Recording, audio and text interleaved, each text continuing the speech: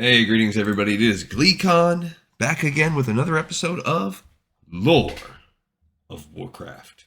On our last episode, we ran around Loch Modan, this time with Nessangwary, guns cocked, ready to go with a little cat running through the islands. We actually only did maybe a couple of the quests, and then we ran around to some capitals and stuff and dropped some things off. And even that took over an hour. So I'm going to try to keep those episodes more condensed by time instead of by region now, and just kind of follow and see how that goes. On our last episode of the Dungeons and Dragons version of World of Warcraft, we've been reading the Horde Player's Guide, and we read about the Forsaken history. So we're going to continue with the lore and history sections. If you want to stay a while and listen as we talk about Ogre History. And we'll probably do a little ogre culture as well.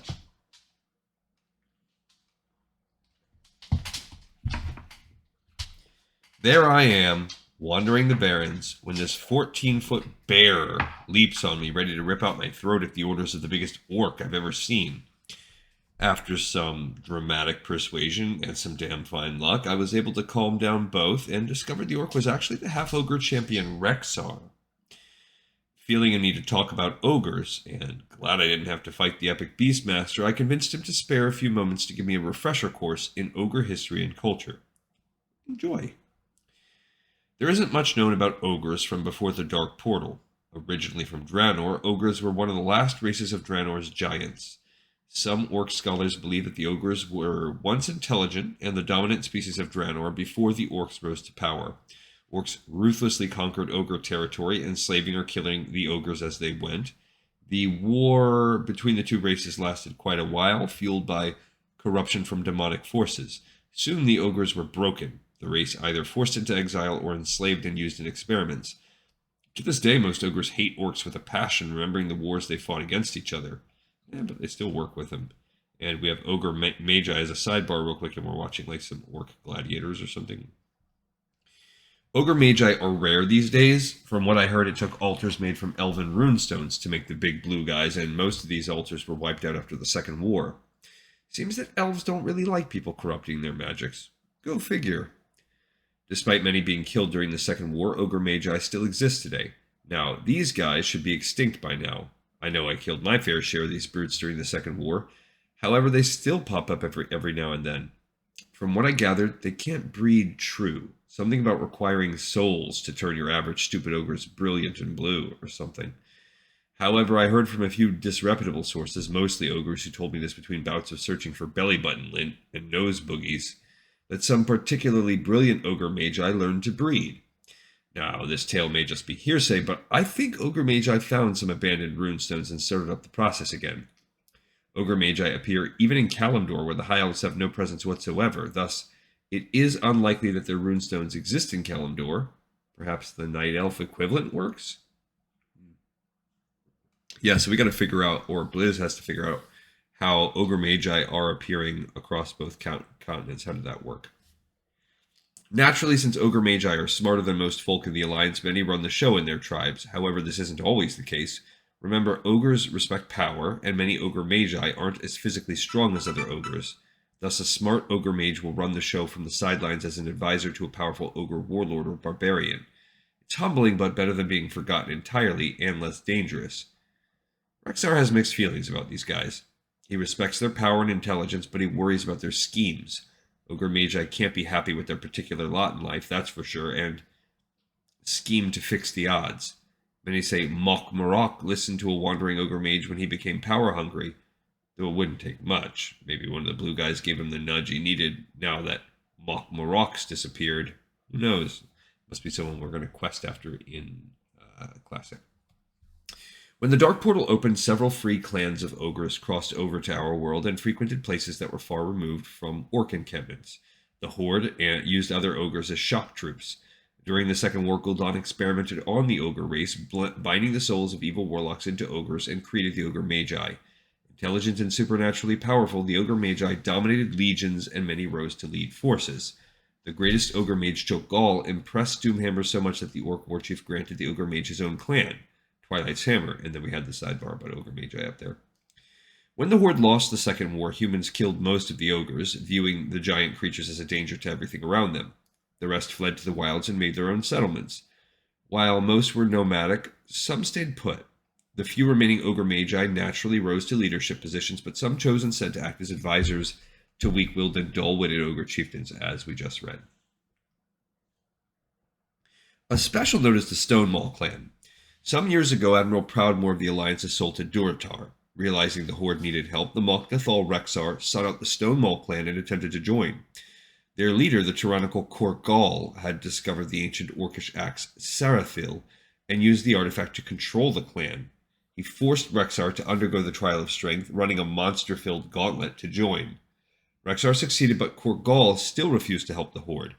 Rexxar sensed the corruption within Korgal and slew the ogre chieftain in the trial of blood, earning Sarathil and assuming control of the clan to lead them against the Alliance. Okay, I think that happens in Warcraft 3 in the ending campaign. However, it's unplayable currently because I think you go off to a side map.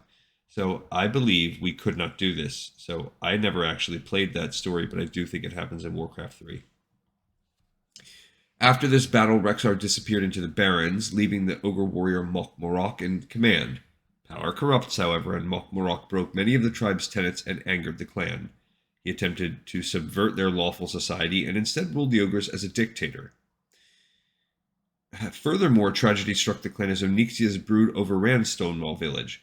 Mok'Morok led the clan to Brackenwall village, where he ruled unquestioned until an unknown challenger drove him out. That would be us, the hero. While Drazilb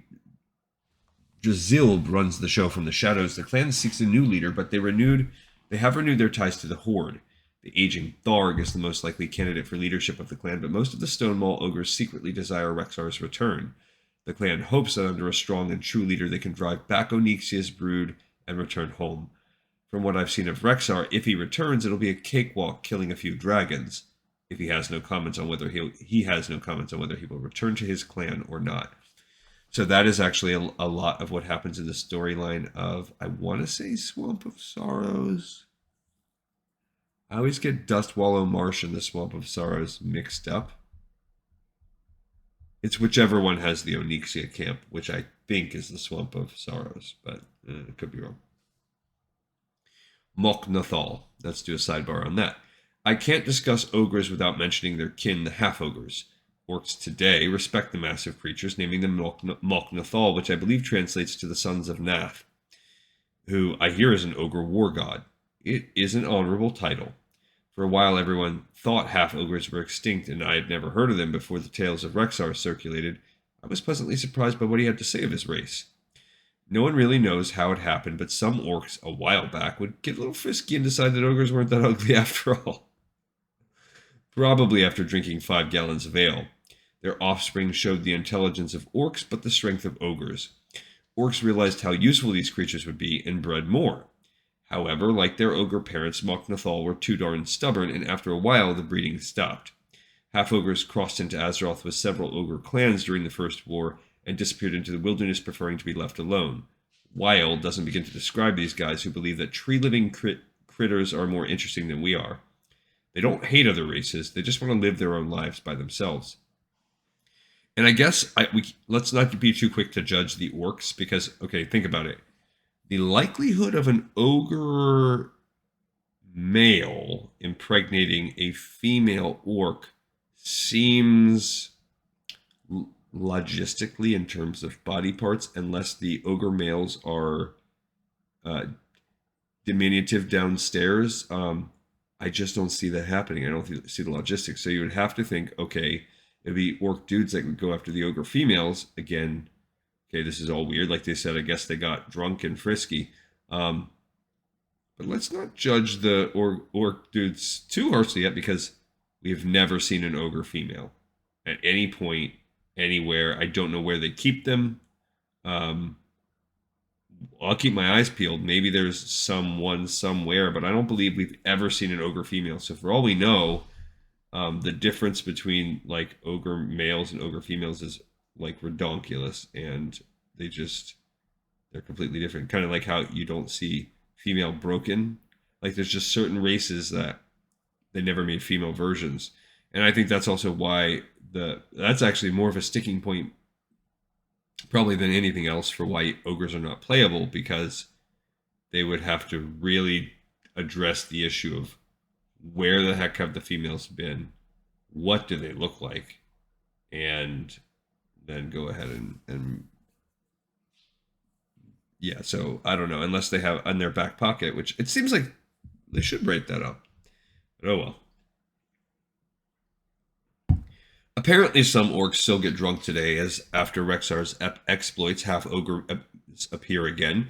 Following their hero's ways, they join the Horde, telling the orcs to call upon the Mok'Nathal should Thrall ever need them. Perhaps with the Stone Mauls rejoining the Horde, we'll see a rise in their ranks. As of right now, though, only a handful, probably no more than 100 or two, still exist in the world. Rexar believes his people can make a comeback, and I don't doubt him. Half-ogres are the ultimate survivalists, and I doubt they'll ever completely die out. Not while orcs and ogres share barrels of ale, anyhow. Or they could just breed with one another. Ogre culture. Ogres don't have much in the way of a true culture. Most ogres are savage and nomadic brutes whose clans wander and destroy anything in their paths. While most are dumb as bricks, more than once a supposed idiot surprised me with deceptive intelligence and cunning. While not the most spiritual creatures, ogres are similar to their orc cousins in that they favor shamanistic arts. When it comes to leaders, the most powerful ogre rules the clan, but a chieftain rarely lasts long. In ogre society, any ogre, or rarely half-ogre, can come up and kill a chieftain and assume leadership, even in foul and underhanded schemes. Now, that's not quite right, because as we've read in Chronicles, especially I think the Second Chronicles, there is an extensive history, massive city-states and everything, or at least big capitals, metropolises of the ogres. They have a culture. I would say that's... You could, again, get into it more than this. They're very shamanistic. They probably have their own set of pantheon that they worship and everything. Exceptions to the rules exist. The biggest exception is the Stone Maul clan. I actually faced off against these guys when the Horde invaded Theramore, and I can tell you, these are no ordinary ogres. Unlike the wild and uncontrollable clans elsewhere in Azeroth, the Stone Maul ogres are tightly organized following a specific hierarchy of power. A single chieftain rules the clan through either a failing chieftain's wish or a trial of rights. The society is roughly democratic and settles many debates with various trials of strength and intelligence, for ogres anyhow. They even require a trial of strength to enter the clan. They still align themselves with Thrall's horde, even after the muck that Morok left when he hightailed it out of there. As I said before, Stone Maul ogres have no chieftain at the moment, and a consensus of the eldest ogres of the clan makes most of the Stone Maul's decisions, along with the words of advice from the horde emissaries and counselors. Okay, and let's have a sidebar, final one on ogre knowledge. What a character knows about ogre history and culture depends on his intelligence and training, which a knowledge check represents. A hero who makes the appropriate knowledge check knows the following information about ogres at the indicated DCs. Okay, so pretty much all heroes and most people know that most people with any kind of knowledge of history or the planes, that ogres are savage giants foreign to Azeroth. They hail from the orc world of Draenor and first crossed over when the orcs opened the Dark Portal. So most people realize that's where they came from. Now, about a decent amount of regular folk and about half of the adventurers, maybe a little more, with especially any that have any knowledge of Arcana or history, know that ogres were once slave creatures of the Horde, who conducted many experiments on them. Among these experiments were two-headed ogres and later Gul'dan's crowning achievement, the blue-skinned ogre magi. However, after the Second War, ogres freed themselves from their orc slavers and made new homes all over Azeroth. Okay, so the rare person with knowledge of local knowledge or knowledge of any nobility or royalty, and about half of heroes know that half-ogres, who orcs call the Mok'Nathal, are the rare hybrids of orcs and ogres. Solitary and rare, these creatures can call nature their home. Recently, the half-ogre beastmaster Rexar became the chieftain of the Stone Maul ogre clan and led the Horde in an invasion of Theramore, slaying Admiral Dalen Proudmoore. He disappeared into the Barrens afterward. Okay, so a small chunk of adventurers with a good background in local knowledge know that most ogres are savage and evil, as unruly as any forest troll. However, the Stone Maul clan defies this mold and exists in a lawful and semi-democratic society. They perform trials to decide anything from a new leader to going to war and have willingly joined the Horde. The hero Rexar is technically the leader of the Stone Maul ogres, but after his disappearance, the ogre Morok led the clan. Morok was a despot who lost their village to Onyxia and her brood. Morok was quickly driven out or killed. No one knows his fate. The clan currently has no leader.